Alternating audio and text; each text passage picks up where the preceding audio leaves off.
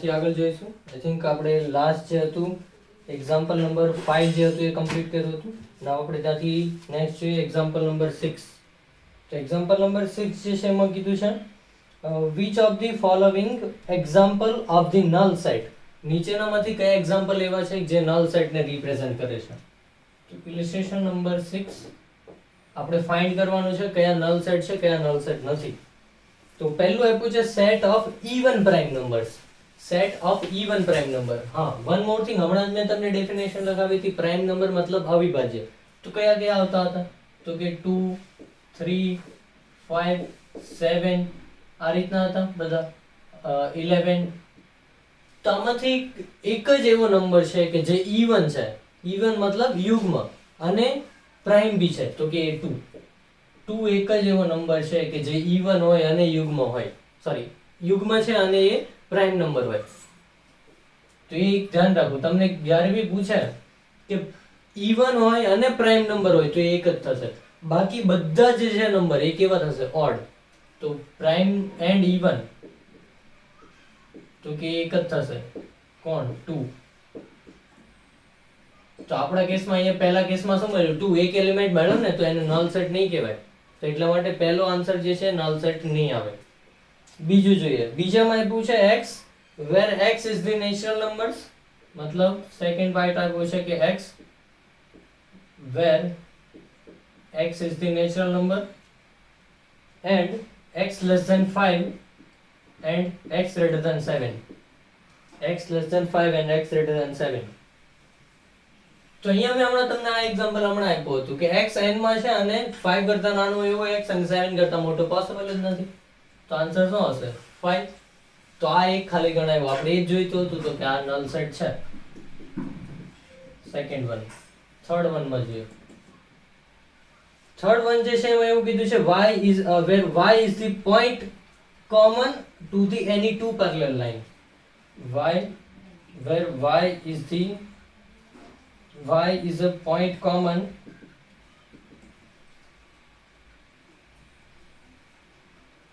to any two parallel line. To any two parallel line. Two parallel lines.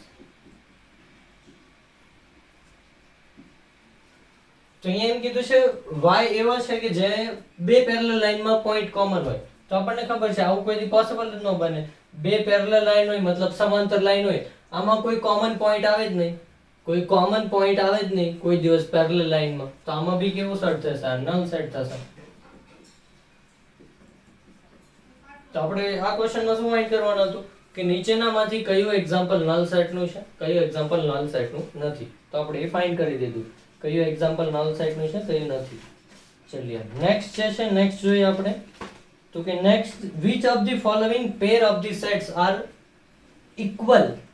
Justify your answer. નીચેનામાંથી કઈ પેર જે છે equal છે? Equal set આપણે હમણાં જોયું તો ઇક્વલ સેટ કોને કહેવાય? a બરાબર b હોય તો એને ઇક્વલ સેટ કહેવાય.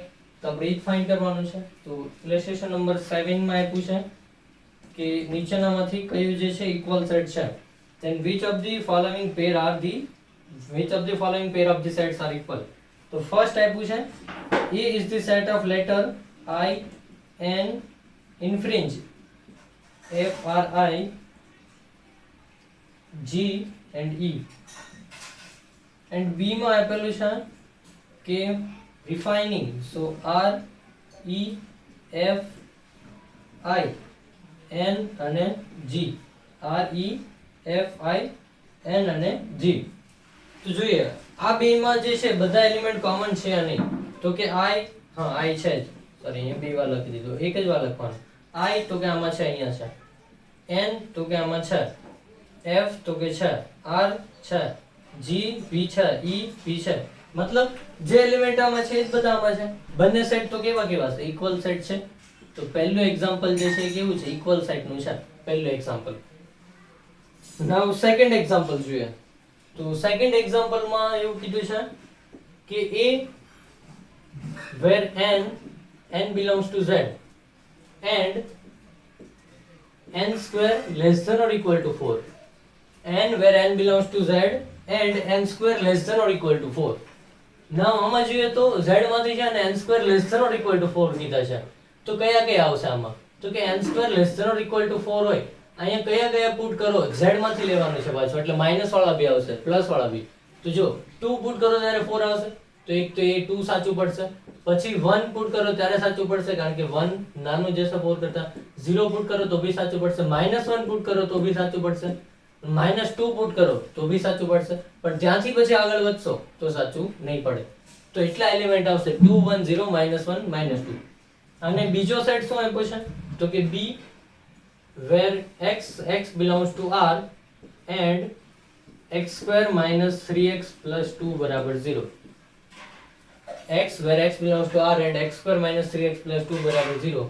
તો અહીંયા કેટલા થશે? x = 1 and 2. તો સેટમાં કઈ કઈ વેલ્યુ આવશે? 1 અને 2. સેટમાં કઈ કઈ વેલ્યુ આવશે? 1 અને 2. તો જો આ બે સેટ ઇક્વલ છે ખરા? નથી, બીકોઝ આ ત્રણ એલિમેન્ટ આમાં છે જ નહીં, તો આ ઇક્વલ સેટ નથી. તો સેકન્ડ એક્ઝામ્પલ જે છે does not equal set.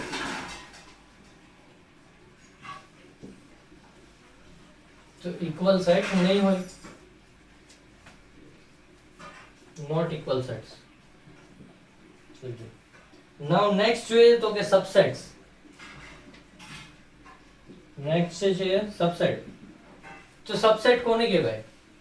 તો કે a અને b અગર બે સેટ આપેલા હોય, a અને b અગર બે સેટ આપેલા હોય, and if a is totally contained in b, તો a ને b નો શું કહેવાશે? સબસેટ. લેટ્સ સે આપણે લઈએ એક્ઝામ્પલ, a બરાબર છે 1 2 3 અને b બરાબર જે છે એ 1 2 3 અને 4. તો આમાં શું થઈ ગયું? જો આ એન્ટાયર સેટ જે છે આમાં કન્ટેન થઈ જાય છે b માં. તો અહીંયા શું લખી શકાશે કે a સબસેટ b. a જે છે એ b નો શું કહેવાશે? સબસેટ, કે ટોટલી કન્ટેન કરે છે.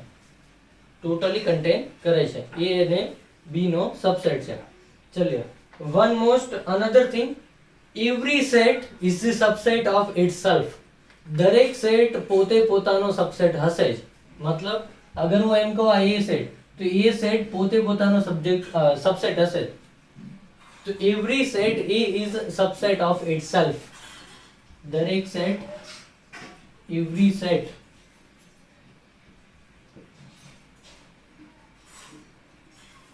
मैं एग्जांपल तरीके ये लखूं છું, every set a is subset of itself. every set a is subset of itself, मतलब દરેક સેટ પોતે પોતાનો સબસેટ હશે જ. ચલો નાઉ નેક્સ્ટ પોઈન્ટ જે છે એ જોઈએ તો કે phi જે છે phi એ બી દરેક સેટ નો સબસેટ હશે. phi મતલબ શું હોય? ખાલી તો phi જે છે તમને ખબર છે કોઈ બી સેટ ના તમને એમ કે સબસેટ લખો તો તમે સ્ટાર્ટ ક્યાંથી કરો છો? phi થી કરો છો. મતલબ phi દરેક સેટ નો સબસેટ હશે. phi is subset of every set. phi is the subset of every set. તો એ બી એક ધ્યાન રાખશે ખાસ. કોઈ બી સેટ હશે, ચાહે કોઈ બી સેટ નો સબસેટ phi તો હશે. કોઈ બી સેટ નો સબસેટ phi હશે. ચલિए, તો આ બે પોઈન્ટ ખાસ ધ્યાન રાખશે કે every subset A is the subset of itself and phi is the subset of every set. Now next one જોઈએ તો કે અગર A subset B અગર આપણે લઈએ, A subset B but A is not equal to B, કારણ કે આપણને ખબર છે અગર B અને A બે સેમ હોય તો બી સબસેટ હોય જ શકશે ને. હમણાં કીધું દરેક સેટ પોતે પોતાનો સબસેટ હોય જ છે. તો અહીંયા મેં શું લખ્યું છે? A અને B ઇક્વલ નથી, મતલબ આ ટાઈપનું એક્ઝામ્પલ છે. A અને B ઇક્વલ નથી પણ A B નો સબસેટ છે, એનો મતલબ શું હોય? B માં A કરતા વધારે એલિમેન્ટ હોય ત્યારે જ આ વસ્તુ પોસિબલ બને. B માં A કરતા વધારે એલિમેન્ટ હશે, કારણ કે અહીંયા A is not equal to B છે. અધરવાઇઝ પોસિબિલિટી શું બને? A અને B બંને સેમ હોય, અથવા તો A જે છે એ B કરતા ઓછા એલિમેન્ટ ધરાવતો હશે. તો અહીંયા એ જ થશે, કારણ કે A not equal to B છે. તો A જે છે એ B કરતા ઓછા એલિમેન્ટ ધરાવતો હશે. તો એટલા માટે અહીંયા શું લખીશું આપણે કે વેર આ રીતની કન્ડિશન હશે તો આને શું કહેવાશે? તો કે A is called proper subset of B. A is called proper subset of B. તો તમને સવાલમાં મેની ટાઈમ્સ પૂછાઈ શકે છે, એટલે ધ્યાન રાખવું. તમને એમ કે find the number of proper subset, તો એને કહેવાશે E is called the proper subset of P. તો એ જે છે જ્યારે બી આ રીતની કન્ડિશન હોય તો એને પ્રોપર સબસેટ કહેવાય. બાકી અધરવાઇઝ જો બંને સેમ હોય તો એને પ્રોપર સબસેટ નહીં કહેવાય, એને ઇમ્પ્રોપર સબસેટ કહેવાશે. ધારો કે આ એક્ઝામ્પલ જે છે મેં કીધું એમ E is equal to અહીંયા આપ્યું છે તમને 1 2 3 અને B is equal to આપ્યું છે 1 2 3 4.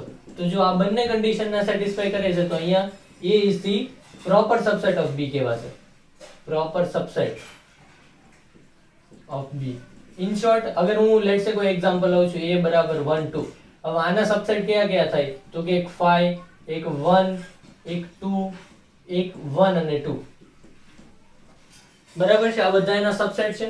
હવે એમાંથી આ 5 અને આ જે સેટ પોતે આવ્યો, કારણ કે આપણને ખબર પ્રોપર સબસેટ માટે A અને B સેમ નહીં હોવા જોઈએ, તો અહીંયા તો જો સબસેટ ને આ સેટ સરખા થઈ જાય, તો 5 અને આ બે ની ઇમ્પ્રોપર સબસેટ કહેવાય. આ બે જે છે ઇમ્પ્રોપર છે. વેરેસ જે બાકીના જે છે જો એમાં કન્ડિશન સેટિસ્ફાઈ થશે કે આ જે બધા સેટ છે આને B માની લો, આ જે છે આને B સોરી આને B માની લો અને આ બધા જે છે એને A માની લો, તો શું થશે? B આ બે કેસમાં જે છે આને ઇમ્પ્રોપર કહેવાય. વેરેસ આ કેસમાં જોઈએ તો શું થશે? તો કે આમાં આ બે જે છે એ પ્રોપર સબસેટ થશે, આને પ્રોપર કહેવાશે, પ્રોપર સબસેટ. શું કામ? એક તો બંને સરખા નથી, જો આને આ સરખા નહીં હોય આને આ લઈએ ત્યારે, અને આ જે છે આના કરતા ઓછા નંબર ઓફ એલિમેન્ટ ધરાવે છે, કારણ કે આપણે એ જ જોઈતું હતું A not equal to B અને A સબસેટ ઓફ B. તો એટલા માટે આને પ્રોપર સબસેટ કહેવાય. અને જે સેટ જે છે એ પોતાનો સબસેટ હોય જ, પણ એને પ્રોપર સબસેટ નો કહેવાય, એને ઇમ્પ્રોપર સબસેટ કહેવાય. તો એ વસ્તુ એક ધ્યાન રાખજો ખાસ.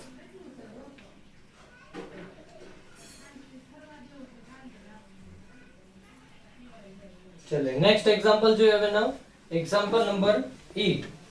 તો એક્ઝામ્પલ નંબર 8 જે છે એમાં ફર્સ્ટ આપેલું છે given that n is equal to 2 3 up to 20, ત્યાં સુધીના એલિમેન્ટ આપેલા છે બધા, અને આપણે ફાઇન્ડ કરવાનું એવું કીધું then write subset of n whose elements are prime numbers. તો એના સબસેટ લખો કે જેના elements whose elements are prime numbers એવું આપેલું છે. તો પહેલા તો સવાલમાં શું આપ્યું છે? તો કે n આપ્યો છે જે 2 3 અપ ટુ ક્યાં સુધી બધા 20. એમાંથી આપણે કયો સેટ લખવાનો છે? એ આનો સબસેટ જ હશે ને, આમાંથી જ તમે એલિમેન્ટ લેતા હોય તો એનો સબસેટ બને. તો કેવા લખવાના છે પાછા સેટ? તો કે subset of n whose element are prime number. તો પ્રાઇમ હમણાં કીધું હતું, પ્રાઇમ મતલબ શું થાય? કે જે અવિભાજ્ય હોય. તો આમાં કઈ કઈ અવિભાજ્ય હશે? તો કે 2 3 5 7, then after કોણ થશે? તો કે 11 13, then after 70 અને 90. તો આ બધા આ સેટ જે બન્યો એ આનો શું છે? n નો સબસેટ છે. તો આપણને એક કીધું તો પહેલા કેસમાં ફાઇન્ડ કરવાનું. બીજા કેસમાં જોઈએ તો બીજા કેસમાં શું કીધું છે? તો કે subset of n whose element are composite number. તો મેં હમણાં શું કીધું હતું? પ્રાઇમ સિવાયના બધા હશે એ શું હશે? કમ્પોઝાઇટ. પણ 1 જે છે 1 એ કમ્પોઝાઇટ માં બી નહીં આવે, પ્રાઇમ માં બી નહીં આવે. તો આની સિવાયના કયા કયા વધ્યા? 4, then after કયા કયા વધ્યા? 6 8 9 10 12 14 15 16 80 અને 20. આ બધા જે હશે એ કેવા હશે? તો કે કમ્પોઝાઇટ નંબર. મતલબ આ 2 to 20 માં આની સિવાયના જે હશે એ બધા કયા હશે? તો કે કમ્પોઝાઇટ નંબર હશે. તો એ આપણે લખી દીધા કમ્પોઝાઇટ નંબર. તો આ બી આનો શું હશે? સબસેટ. બે આના શું હશે? સબસેટ હશે. નાઉ નેક્સ્ટ જોઈએ આપણે ઇલસ્ટ્રેશન નંબર 9. તો ઇલસ્ટ્રેશન નંબર 9 માં કીધું છે write down all the subset of 1 2 3. 1 2 3 ના બધા સબસેટ લખો. તો ક્યાંથી ચાલુ કરવાનું છે? 1 2 3 ના બધા સબસેટ લખો.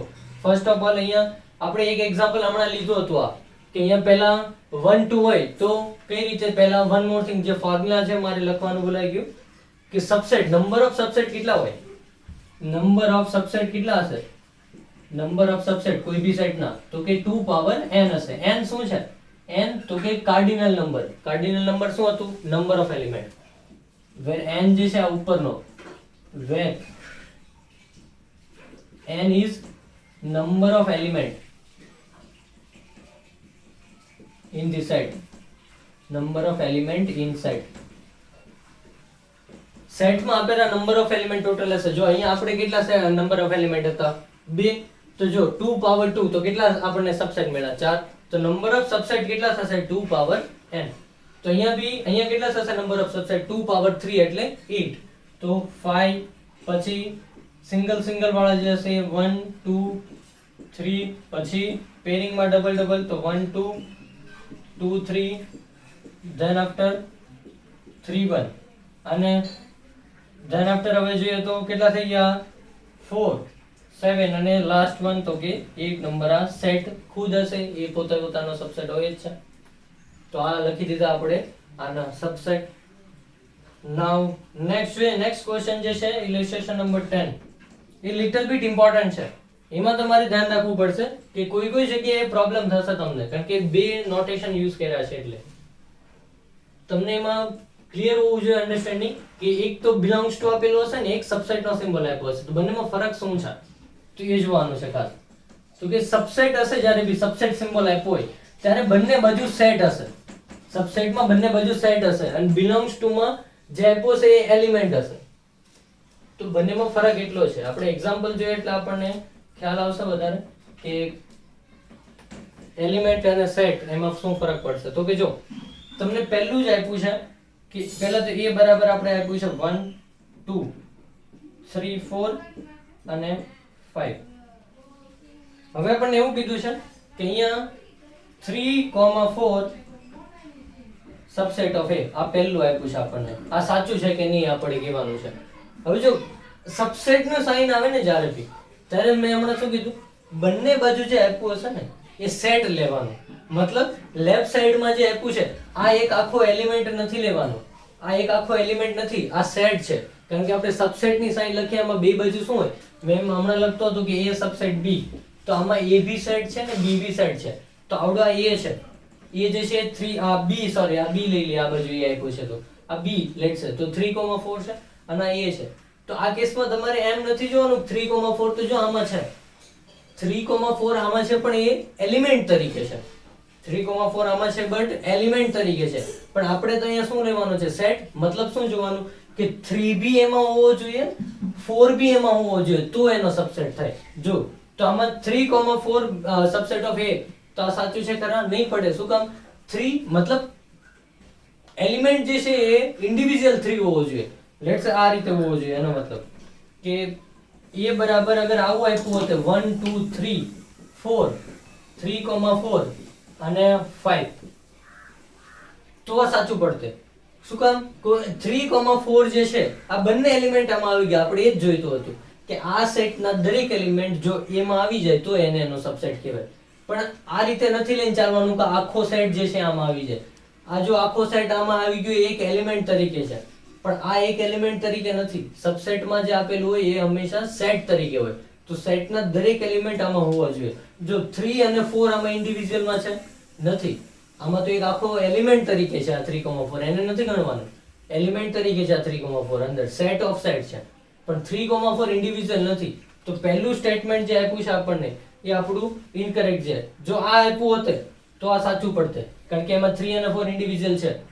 તો જ્યારે તમને સબસેટ આપે ત્યારે તમારે ઇન્ડિવિડ્યુઅલ એલિમેન્ટ જોવાના અંદરના બધા. પણ બિલોંગ્સ ટુ હમણાં આપ્યું હોય તો સાચું પડે કારણ કે બિલોંગ્સ ટુ આપ્યું હોય તો આને એલિમેન્ટ લેવાનો, સબસેટ આપ્યું હોય તો એને એક સેટ તરીકે લેવાનો.